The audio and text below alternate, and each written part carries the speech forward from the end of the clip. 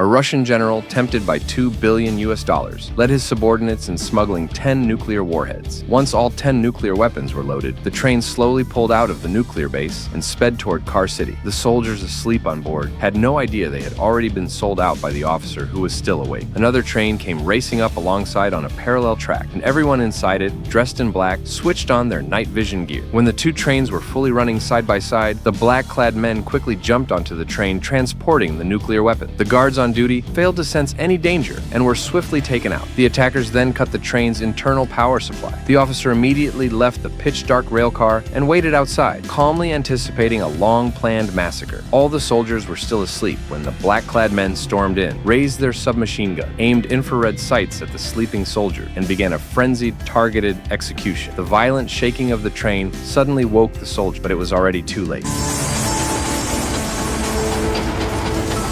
The general soon arrived, patted the Russian officer on the shoulder, and praised him for a job well done. Looking at his former comrades lying dead everywhere, the Russian officer was so shaken he could barely hold himself together. The general, meanwhile, calmly opened the security lock on the nuclear car and, together with the black-clad men, stole 9 of the nuclear warheads. They deliberately left 1 nuclear weapon on the original train and set a timer for 10 minutes, planning to cause a nuclear disaster and use the chaos to evade official pursuit. After that, the black-clad men forcibly switched the train onto another track. Not only did they complete the nuclear theft, they also quickly plunged into a tunnel beneath the mountain to avoid the imminent nuclear explosion. But the Russian officer was far too nervous, repeatedly insisting he couldn't take it anymore. So the general simply shot him dead to keep him from rambling non-stop along the way. At the same time, a passenger train approached head-on toward the train about to explode. The engineer suddenly realized the danger, slammed on the emergency brakes with sparks flying, then jumped off the train to escape. The violent collision between the two trains woke up an elderly couple sleeping by the track. The old couple immediately prepared to go outside to see what was happening, while the two trains were already burning, nearly reduced to scrap metal. With the timed nuclear bomb still counting down, 28 seconds left, the couple hadn't even walked a few steps before the nuclear explosion erupted, annihilating everything in its path.